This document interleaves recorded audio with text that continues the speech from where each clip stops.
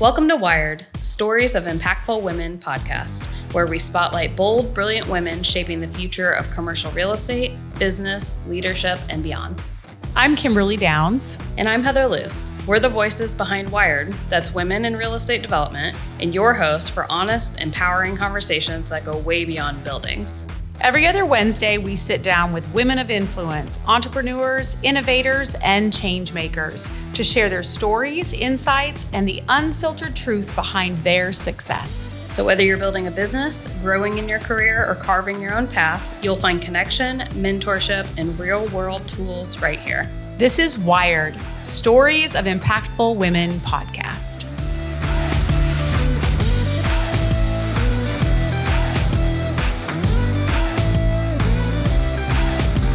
Today we have Jodi Sundaram with us, and Jodi and I have known each other for 10 years. Probably 11 years, something Somewhere like in that. there. When did you move to Kansas City? 13 years ago. So probably 11 years. Yeah. So we were in B&I together. We had both just joined B&I, and so we were networking. And now we've been friends. I always tell people we're a perfect example of you meet on one level, and then we network, and now we have expanded to lots of other levels. Yeah, we had very similar upbringings. We both spent a lot of time going to church when we were kids. So we had that initial kind of connection, but it just kind of grew from there. And now we travel together and we do all kinds of fun things together. That's right. So. One of the things that you are now super involved in, and one of the reasons that Heather and I wanted to have you on this podcast, is you are very involved in Rotary.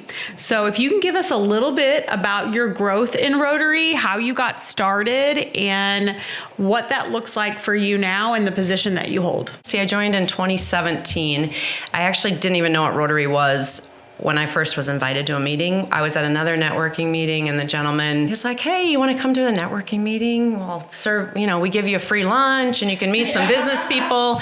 And I was really new to my business and to Kansas City. So I was like, sure, why not? I like to meet new people. I just jumped in pretty much feet first. And within 2 years, I was the president of the club. Then I was an assistant governor for 2 years. And then a couple of the past district governors called me and said, "Hey, we really think you should step into the district governor line," which I had never even considered because it's like a 5-year commitment. Right now, I'm visiting all of our 52 clubs in the districts and getting to really know everything that goes on with Rotary, not just in my community, but in all the other communities in central and northern Missouri. So it's really fun to see what even the small rural clubs are doing in their own communities. And probably how differently they function very different. versus, Yes, very different. Just real quick, can you share for people who maybe aren't familiar with Rotary Club, just kind of the history of it and the mission of it, I would say? Well, we're an international service organization. Paul Harris started it in 1905, and he kind of started it as a B&I. He got together with a bunch of business people in Chicago. That's where the headquarters is, Evanston, Illinois. And he had a banker and an attorney and, probably a mortgage person and a real estate person. And they started meeting weekly at lunchtime. And then they would rotate, kind of where Rotary kind of got part of its name, but they would go from one business to another and kind of take turns. That's how it started. But now there's 1.2 million members, 35,000 Rotary clubs all over the world. In other parts of the world, it's growing like crazy, like in Asia and some of the European countries. The USA has seen a decline like every service organization has, but we're trying to combat that and get more innovative in things that we're doing and how we have meetings and when we have meetings and just how those things look, because it started out as, like I said, a B&I. You had to go to every meeting every week. They took attendance, all the things that just annoy the crap out of you. And yeah. I'm sure you've had to pivot, the whole organization has had to pivot to be relevant in modern times, right? Exactly. Especially when you're looking at a diverse member group where we're in this age of entrepreneurialism, right? Where people are working all the time. They're always on and they have to, prioritize things that come up in their small business. So yeah, it's just being a little bit more flexible with things like attendance and whatnot. You mentioned a 4-way test. Can you tell us what the 4-way test is? Yeah, the 4-way test is it the truth? Second is it fair to all concerned? Third, will it build goodwill and better friendships? And fourth, will it be beneficial to all concerned? So you're looking at the bigger picture and not just, is it good for you? How does it affect everyone else that you're working with? Those are really great like guiding questions as you're trying to evaluate, do we support this or, move forward with something, making a decision. And for me personally, we started in one type of networking event and now we've blossomed into 10 years later. I recently joined the NKC Rotary Club and then brought you to an event last night so you can kind of see what it's about. And the thing is that, you get to a point where you realize in your business that, it comes back sevenfold. And so when you're looking at being able to go to networking and be like, we're here to build relationships and do those 4 things and make sure that it betters the community, it betters people around you, it betters. And now being a part of something with Rotary that I'm super excited to even introduce to other people that I know is the whole global idea, which we'll get into, because it just helps you focus on something that's not yourself. So I think in doing that, people want to work with you. So no matter what you're entrepreneuring and looking into in the business that you're growing, when people see that you're giving back to other people and you're not self-focused, it does come back. And so I think that's the exciting thing that I have found and watched her in Rotary is just seeing how it works with community and everybody else. You're not going, you're introducing and people want to know what you do and what your passions are, but you're ultimately coming together for that hour every other week to say, how can we affect our community? What can we do for them? And in the bigger picture, what can we do for other people in the world? So you're giving back a little bit everywhere. So that's what I've loved about it, and just the growth in how we network now versus how we networked, I'd like to say pre-COVID. Because I think it really did make a huge change. People made a huge mindset change at that point. Yeah, I agree. It's building community with like-minded people, right? I think it's a great organization. I've always known about it. I've been part of nonprofits where most of the board are Rotarians and just heard about it from different places. Really quickly, I kind of want to talk about, you mentioned the NKC Rotary Group. It's a newer club or it's being revamped? It has been chartered for a really long time, but they got to the point where there was only 2 members left in that club. And they were going to uncharter, and we said, well, we don't, as a district, we can make a decision to let that go or not. And we said, there's just way too much business in North Kansas City to let that die on the vine. Especially when so many new businesses are popping up and it's growing so quickly. Right. Can you tell us a little bit, you talked about different positions that you've held. Can you explain a little bit about what you do as, is it district governor? And then also, we've talked about the district itself. Is that just Missouri? Is it Missouri, Kansas, and Illinois? What is the map that you cover in that area? So there's 3 districts in Missouri. Most districts have around 52 clubs in it. We have 52. And my job is, the year that you're district governor, is to go visit all your clubs and, let them see your face and talk to you and find out what they're doing in their communities. But it's also overseeing what's going on in the district. So many emails, but, you're also running your foundation dinner for that year, which is our biggest annual fundraiser. So that's coming up in November 7th. And then we have a district conference that we hold in April. And so that'll be coming up. We have, a board meeting every month, and the district governor oversees the board meeting. I have 12 assistant governors that are underneath me. So once a month, I'm checking to see what they're doing and if they're getting their clubs to enter their goals and the things that we expect from clubs as a district and as Rotary International. So it's kind of just overseeing that whole process. So Yeah. I know for us at North Kansas City, we even, we have some members that are involved in North Kansas City Hospital. So I've learned things like, oh, they have a garden, or they have these things that I feel like with Rotary, depending on, you know, the members and the people that are in there, there's always something that people can find that they're passionate about, whether it's, like I said, like a garden or cleaning up somebody's yard or helping, you know, some people build a home or different things like that. So locally, what are some of the things that have that you've seen done here in the last year or two, or since you've been involved? So a lot of clubs, the easiest thing for them to do is to get involved with like their Parks and Rec department, and a lot of them will help them build out different areas in the park. We did Ruth Moore Gardens in Liberty, so we developed actually community gardens. I think there's 12 of them there now, and so those are for anybody in the community. So you can rent a garden, or there's a bunch that are also just available for anybody to come and take stuff from. But we did that. We did a dog park. Several communities have done bigger pavilions and different things that they've established within their communities. So a lot of them try to focus around that, but there's a lot of like Feed Northland Kids, we work with them a lot. And tomorrow I'm going to deliver food to homes tomorrow. So we do a lot of that. Lee Summit is very involved in Feed Lee Summit. So they do a lot of activities with getting food to people that are food insecure. So you're going to see a lot of different things. Meals on Wheels, a lot of them get involved with Meals on Wheels because there's not enough people to take care of bringing meals to the elderly, and just really anything that's needed in the community. That is a lot of it tied to your members or tied to these organizations already, or do you guys seek out certain ones, or what's the process? I mean, we have a lot of nonprofits that come to us that want us, that seek us out, and they'll come and they'll, give us information about what they do. And then whether we decide to support that or not, financially or service-wise, kind of depends on what the club members are passionate about. And the 4-way test, probably. Yes, and the 4-way test. Are they passing the test? Right, yeah. right. So like I said, every club is different, and we don't mandate them to do this or that. I mean, it's their own club, and they figure out what they want to do and what's important to their community. Yeah, it's important because anytime you're talking about volunteer work or like giving people's time, you got to have some sort of connection, some sort of passion to really feel connected to it and commit to it.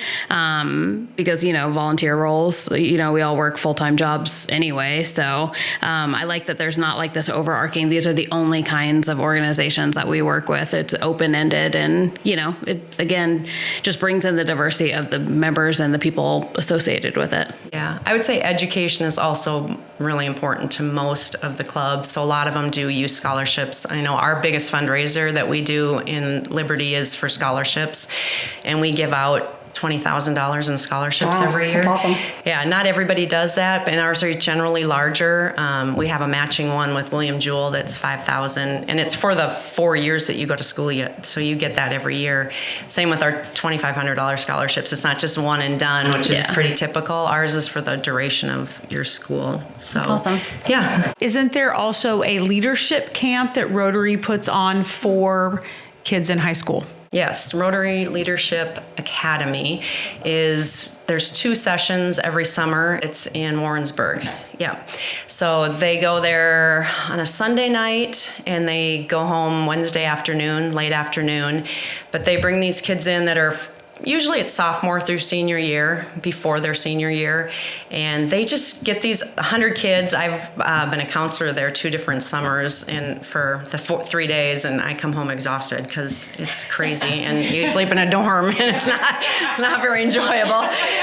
But it is very personally rewarding to see these kids.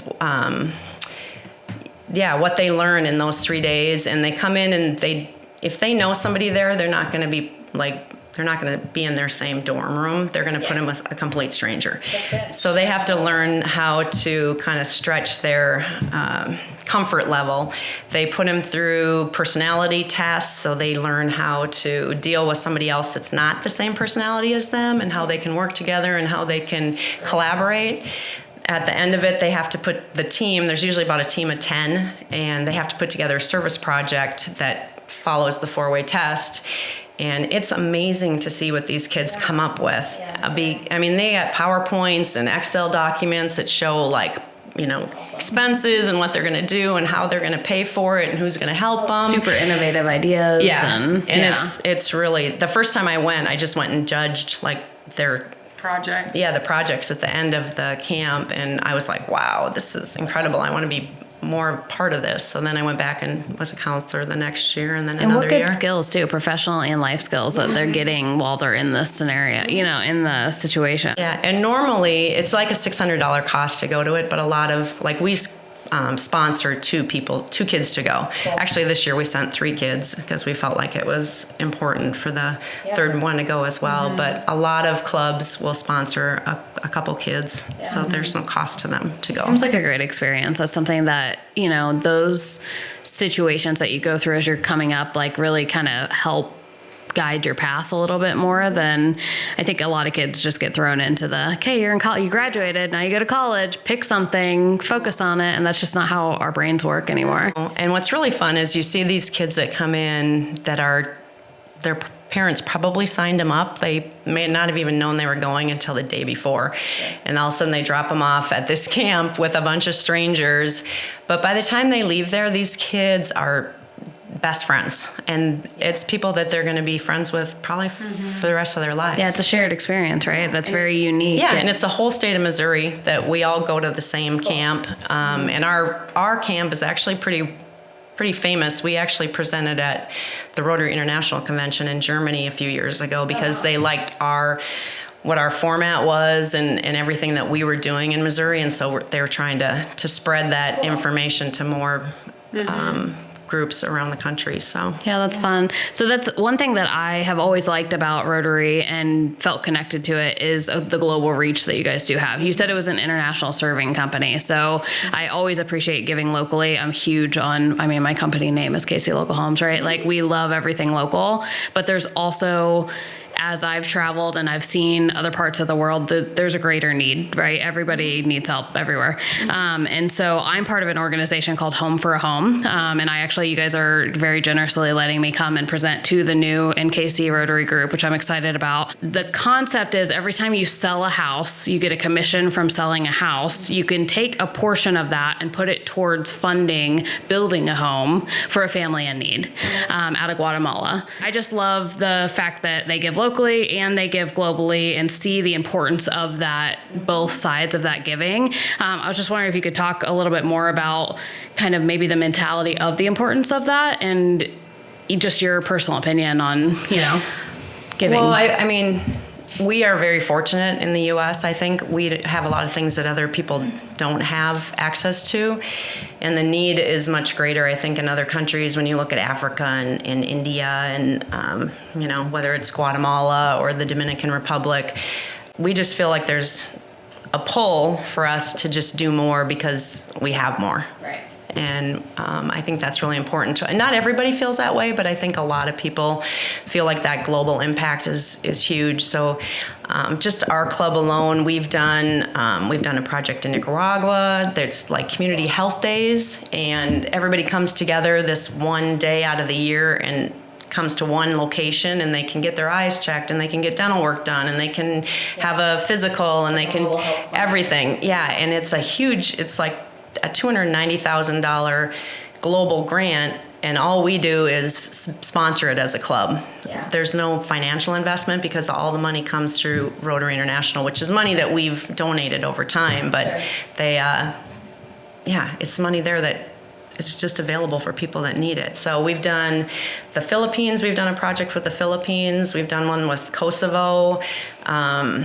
We've had some really great connections with partners and people you meet district governors. So I go to this, the year before you're a district governor, you go to an alliance meeting in Florida, and you spend almost a week there, but you're with the district governors from all over the world, or the incoming district governors. So I think there was 560 of us there last November. And you get to meet all these people, and they all want to connect with the district governors from the United States because they know that they have funding that they can get. And so after you get back, they're all emailing you and saying, hey, we have this project. And remember me? I told you about what we do. Yeah. So I know Zambia, we've done a lot of stuff in Africa. So there's just so much need out there, and everybody just feels like we need to give back we have so much here in the U.S. that we're fortunate to feel that way. That's the one thing I love about Kansas City is there's so many nonprofits doing such good work in our city, and it's just cool to see it on both a global and local scale, I think. Yeah. So. And you have your annual shoe drive. So tell us a little bit about your shoe drive, because I know after people hear this podcast, not only are they going to want to come visit a Rotary Club so they can let us know, but they're also going to want to know how they can give back. So I know this is a huge drive, and I know that they set big goals, and it looks like you guys tend to exceed them every year. So tell us a little bit about that shoe drive coming up. Yeah, so Larry Lunsford, who I think he was the district governor in like 2001, he started Shoes for Orphan Souls, and we're partnered with Rotary International, which is down in Dallas, Texas. But they distribute shoes to different countries. It could be Guatemala, it could be the Dominican, wherever the need is most at the time, but every year it changes. So he started this 24 years ago. This will be our 25th year that we're celebrating in April. We have collected 450,000 pairs of shoes, about $350,000, and then a bunch of socks and shoelaces. So our goal this year is, for Larry's 25th anniversary, is 25,000 pairs of shoes. In addition, we're also looking to partner with either Buckner or some other corporate sponsor that is going to donate 25,000, so we can hit that 500,000 mark this year. That's incredible. Yeah. Think about how many, kids and families you affect with that. That's awesome. And people have had the opportunity, a few people I know have had the opportunity to actually go when they distribute the shoes. And it's kind of like a healthcare thing where everybody meets in one place and they have different things going on with education and other things, but they actually get to wash the kids' feet, help them pick out the shoes, put their little socks on and their shoes, and apparently it's overwhelming experience, because these are kids that have never owned a pair of shoes before, especially a new pair of shoes. Yeah. And that's what we focus on. And we don't collect used shoes. It's all new shoes, because a lot of these kids they've never had a new pair of shoes before, ever, and they can't go to school.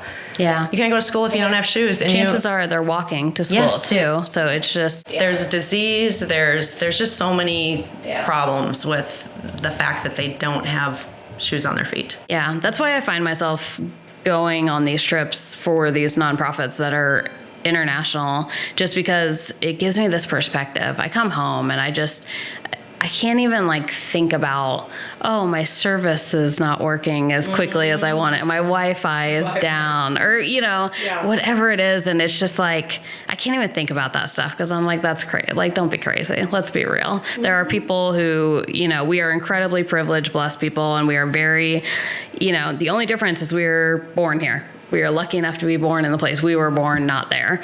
And so I don't know. I think it's awesome. And I love that. That's hearing 500,000. That's just crazy. 500,000 people are being blessed by that drive that you do every year. So that's awesome. How do we support that? How do we get involved or connect? Well, we look, any Rotary Club in our district, from Kansas City to Lee Summit to Independence to Kirksville, pretty much anywhere. We're all collecting shoes right now. Our club, I think at last count, was at 971 pairs.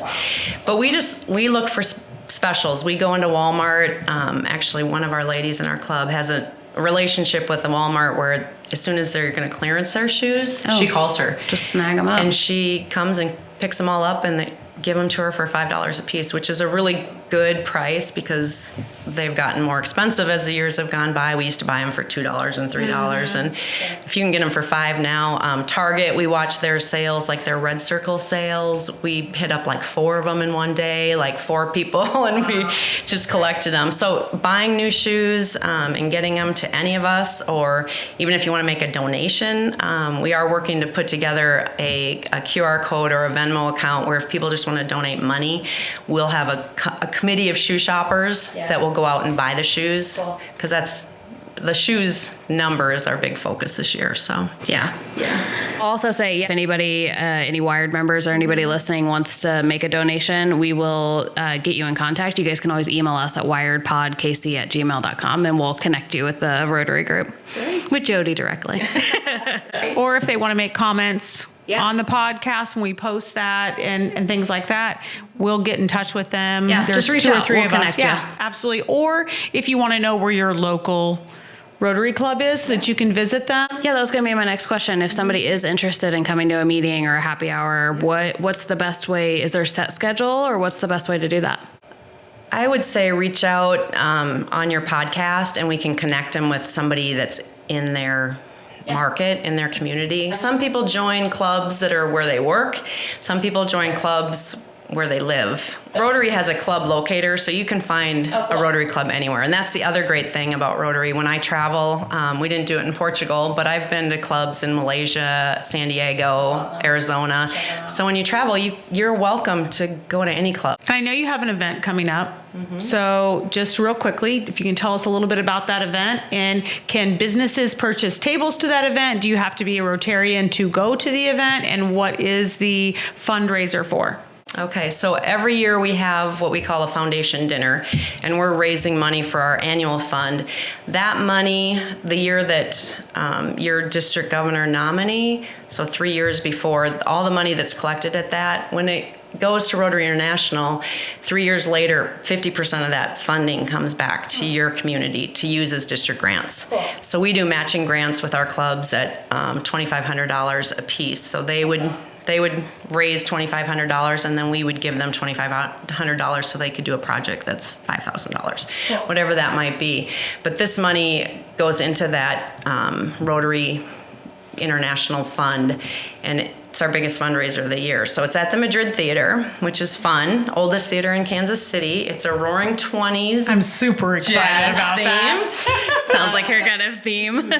We have a 6-piece band that'll be playing all the jazz music from the 20s, from the Roaring 20s. And there'll be a silent auction. There's only a couple of live auction items this year because we're trying to limit that. We have 3 golden tickets. It's available. One is a trip to Florida for a week, plus airfare for 4 people. Wow. And I think it's a 3-bedroom condo in Destin. We have a really pretty ring that's on that as well. And then we also have a men's watch that's on there that is worth like $2,500 or something crazy. But the tickets are $100 a piece. Your chances are good because we only sell so many tickets. We're also doing our purse raffle that Kim is helping me with. And it's a Louis Vuitton. Yeah. It's really pretty. It's like a burgundy purse. So it's we're doing beautiful. that. It is beautiful. And the most it would cost you to get into that raffle is $99 because we do poker chips, 1 to 99.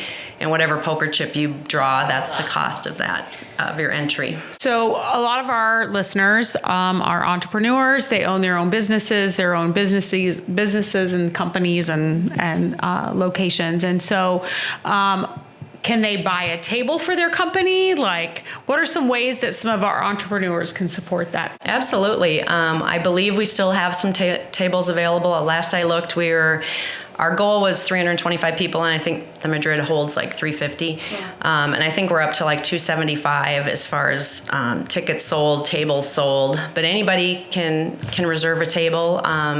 There's a $2,500 sponsor table. There's a $1,500. There's different levels that you can sponsor that gets you a different number of tickets to get in, and different advantages like wine on your table or whatever that might be. So anybody can go. You don't have to be a Rotarian, absolutely. You don't have to. Is there a way for people to bid on the silent auction without having a table and being there? The event's not till the 7th, so the week before, the Monday before the event, the auction site will go live. And it's just a mobile bidding platform, okay. So you don't have to be there to bid on silent auction items. You don't have to be there to win the golden ticket. Okay. So you can bid on those as well. And everything can be purchased through this CAS, I think it's CAS. That's the auction platform. Okay. So everything can be purchased through that. Well, I hope it's a raging success. It'll be fun. And keep doing all the good work you and the whole organization does. Appreciate your role in it and your commitment to it. Because 5 years is a long time for a commitment for that kind of position. I'm on the downslide now. Yeah. I bet it's amazing and rewarding and connects you with some incredible people in the world. So keep it up. And thank you very much for your time. Thank you for letting me share. Thanks for listening to the Wired Stories of Impactful Women podcast. We hope you left today with something useful, something you can act on, share, or carry forward. Subscribe to the show so you don't miss out on what's next. If this conversation matters to you, chances are it will matter to someone else. And be sure to check out our upcoming Wired events. And if you have a member who you think should be featured on the podcast, or if you have interest yourself, reach out. We'd love to have you as a guest. We'll catch you soon, right here on Wired.